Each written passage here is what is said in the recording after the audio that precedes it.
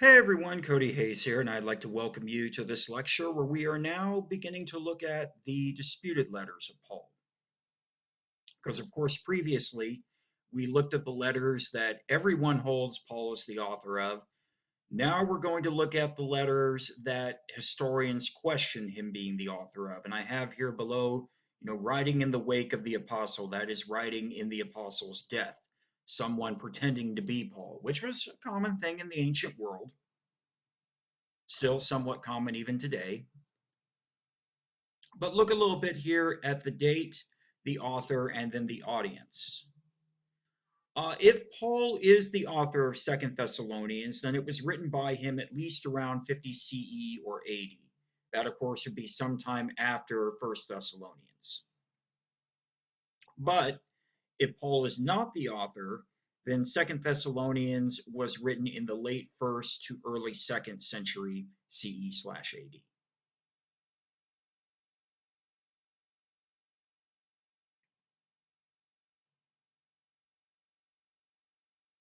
So again, if Paul did write this letter, he wrote it sometime after First Thessalonians. But if he's not the author, then the letter would have been written late first century, early second century. And the audience is to the church in Thessalonica to address the problems within the church.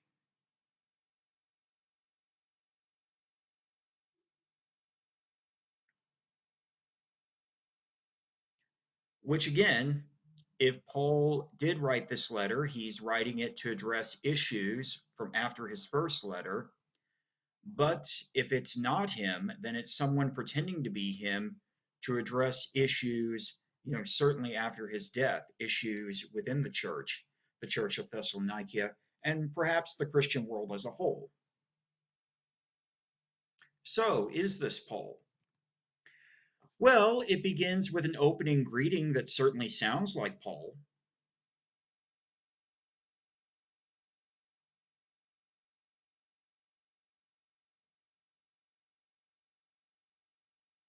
So, not too much to say about that. The opening of the letter certainly sounds like a Pauline letter. But here's where the questions begin to come. The return of Christ is imminent. Oh, but wait.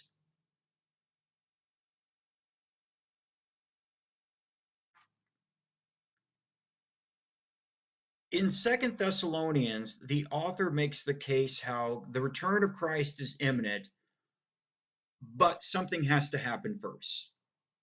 First, this man of sin, this lawless one, has to appear.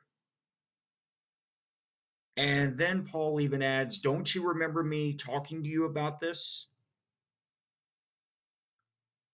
Well, the answer to that question is no. There's no reference to that in First Thessalonians. There's no reference to that in Philippians, where Paul also mentions how the return of Christ is imminent. There's no mention of that in First Corinthians, where when Paul is talking about human relationships, he essentially states how, such things are pointless because the return of Christ is near. He didn't say anything about a man of sin.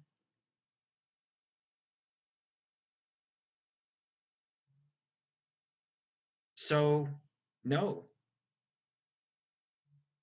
Paul didn't mention such things.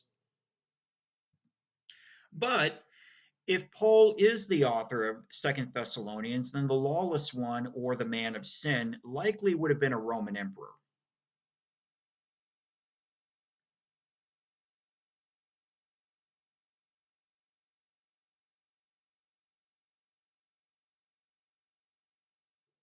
So if Paul did write this particular letter, the lawless one, the man of sin, likely would have been a Roman emperor. Why is that? Well,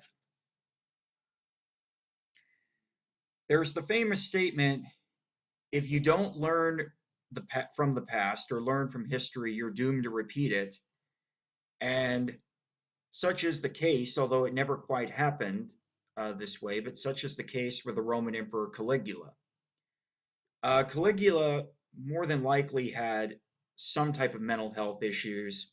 We don't know exactly what they were. I mean, we can't evaluate him, he's deceased.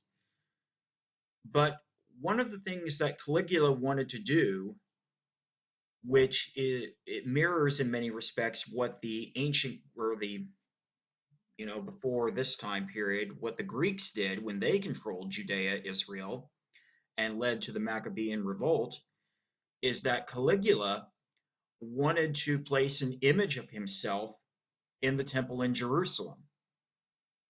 Now, this did not happen because Caligula's assassination stopped it from happening, but he was intending to do so.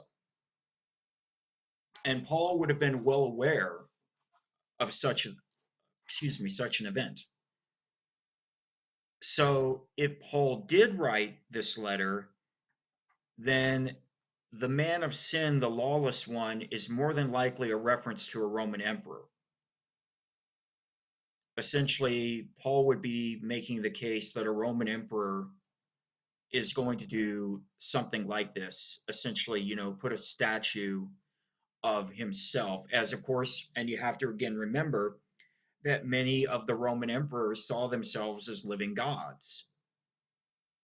So basically, you would have a situation of idolatry in the temple. But if Paul is not the author of Second Thessalonians, then the lawless one, or the man of sin, was likely just an answer given for why the parousia, or the second coming of Christ, had not occurred. And consider also 2 Peter chapter 3, verses 3 through 10.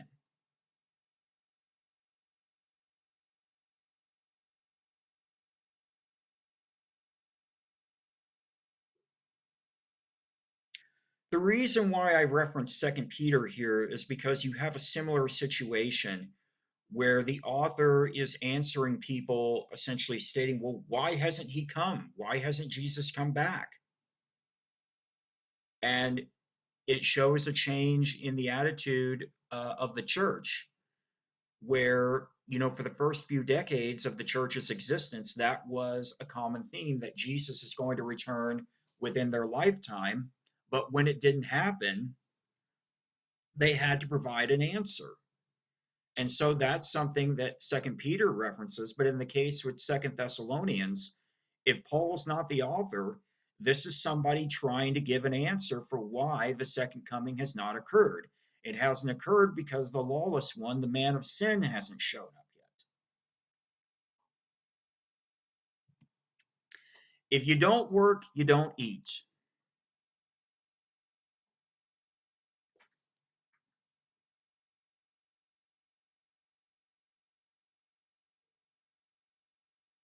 I've known politicians to use this particular passage to try and defund or completely remove the SNAP program. The SNAP program, it's commonly referred to as food stamps, despite the fact that plenty of people on food stamps are working. Some of them maybe even two or more jobs.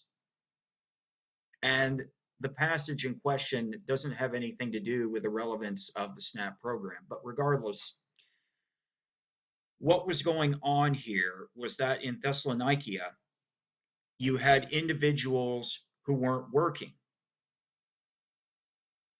Well, why weren't they working? Well, because they had heard that Jesus Christ is going to return and all is going to be well. So, why would you bother to do any work? What's the point? What's the purpose? Because it's not going to matter anymore when Jesus returns, so why bother? So, the argument here is that if Paul is writing, he is essentially addressing those that are acting this way. He's basically trying to not reevaluate his teaching, but explain, basically address a misunderstanding, perhaps, is the best way to put it, address a misunderstanding. But if Paul's not the author, well, then this is obviously a later Christian pretending to be him and trying to tell people in Thessalonica, hey, you need to go to work. Jesus isn't going to be coming back anytime soon. You need to go to work. You don't work, you don't eat. And one other bit here. Here is my own signature, my autograph. And I sign this with all my letters. I provide my signature at the end.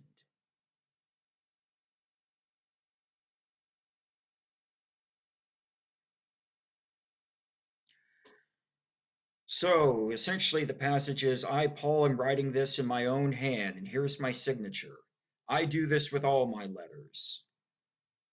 Well, no. First Thessalonians does not have a signature.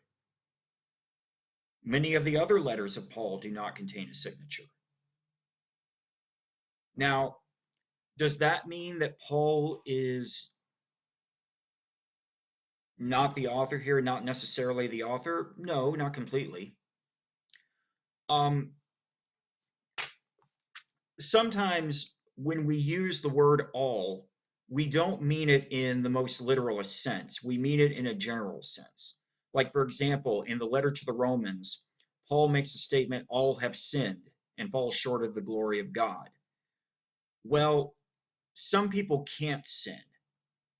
They can't sin because they don't understand the concept of sin. And Paul was aware of such individuals during his lifetime. But in a general sense, yes, all have sinned, but there's always exceptions. In any case, though, here's my judgment on this letter. I don't think Paul wrote it. And the reason why has to do with the man of sin reference. The other things I can, say, okay, that can be Paul. But the man of sin reference, I can't. Because it would seem that if it was Paul, he would have made such things clear or mentioned this man of sin in his other letters where he talks about how the second coming is essentially imminent, and he doesn't. So that's why I don't personally see him as the author of this letter. But in any case, that's essentially it for Second Thessalonians. So if you do have any questions, please feel free to send me an email. Until then, take care.